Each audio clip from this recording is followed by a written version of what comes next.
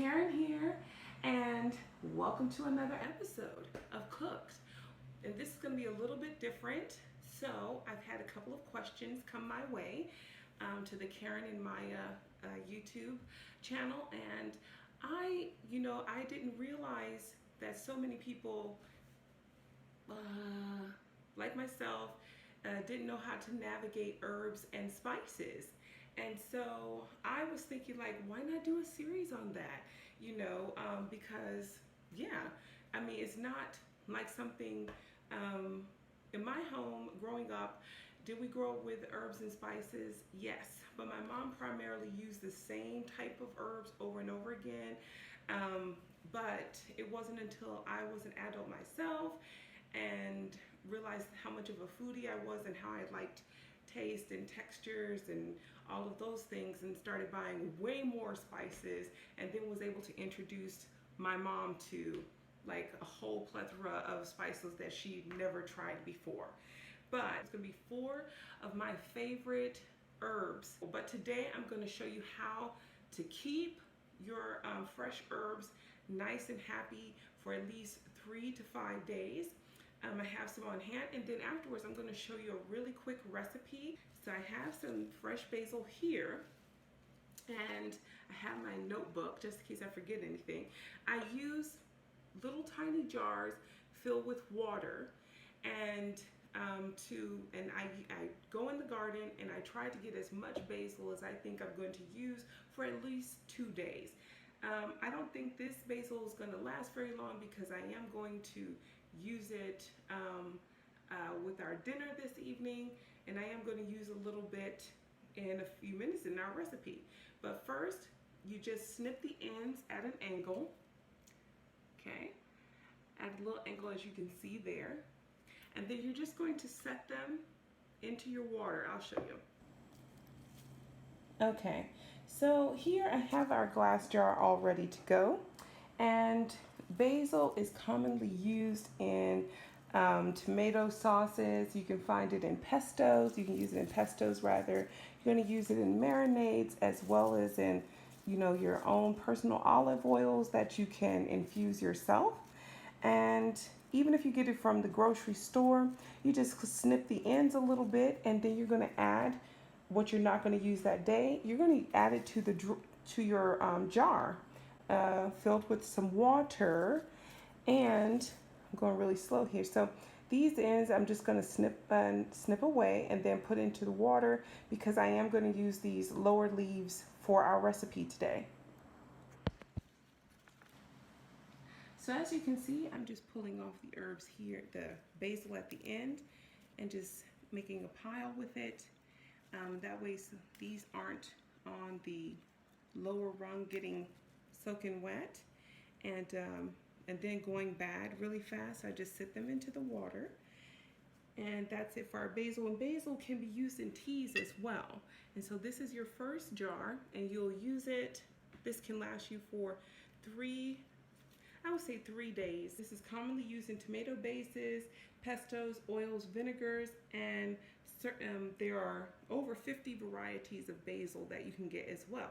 This is a sweet basil, and like I said right here, I made a pile, so I'll be using all of this in our recipe at the end. The next one is one that everybody enjoys, which is parsley. We have parsley. If you plant it in the garden, it's going to grow really crazy, but you generally use parsley in almost everything. And if it's not parsley, it's likely going to be cilantro. And parsley is good for stews, soups, and pastas, so that's why it's really good to have on hand.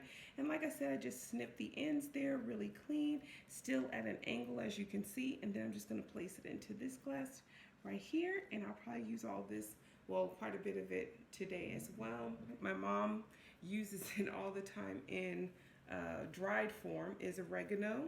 It's rather easy to grow as well, and even when it has the little flowers on it, as you can see, it's still really great to use. Here in our area, it grows from early spring all the way until early winter. And then it just dies back on its own, and you just cut it back a little bit, and and then it'll just come back in the spring. It just goes dormant and comes back in spring. And oregano is commonly used in tomato bases as well, marinades, olive oils, salads, and as a garnish. And so I'm just going to put this one, whoops, because that one's too short. Okay, I'm going to put this one in this jar here. Once you have them all in the jars, then you can put them into the refrigerator, or just change out your water each day if you like that instead. The last one is going to be thyme. This is one of my favorite ones. You can smell it. I can smell it just holding it. And then once you put it down, the smell is everywhere. But thyme is it's a versatile herb and has a very earthy type smell to it. And it's used in so many different cultural cuisines. Yeah, I didn't start using thyme on a regular and consistent basis until about 3 years ago, because it's not something I grew up seeing fresh. I only saw this in dried form and really didn't know what its uses were. But also here, you're gonna put this in some water, but I'm probably gonna use this today. Probably use all of this today. And so, and then once you have them all into your glasses, like so, you're going to put them into your refrigerator to keep them nice and cool, and they should last you at least 3 to 5 days. So for this recipe, you're going to need tomatoes, basil, mozzarella, salt, olive oil, balsamic vinegar, and that's it. So let's get into it. So you're going to slice up your tomatoes however you like and just arrange them in a way that you want. You can be creative if you want. And then you're going to slice up your mozzarella. Okay, so now you're going to add your basil. And I really like basil. It's wet because I washed it. Remember, mine came from the garden, and I don't like to have little surprises waiting for me. So but anyway, so from here, I'm just going to add a little bit of olive oil.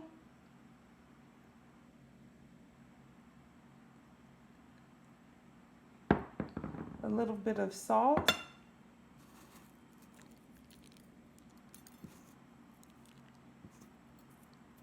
And last but not least, some balsamic vinegar.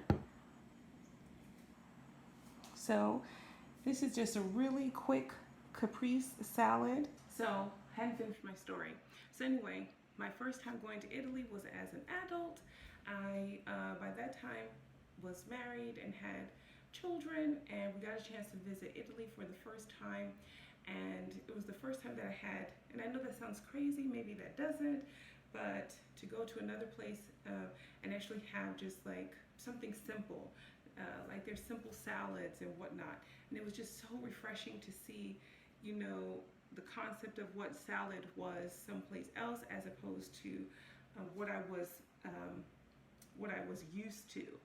And from then on, I just like to play around with salads and things and making them totally different each time. And so, and also playing around with herbs. I still am one of those people that if I go someplace, I always try to remember the recipe, see if I can kind of recreate it.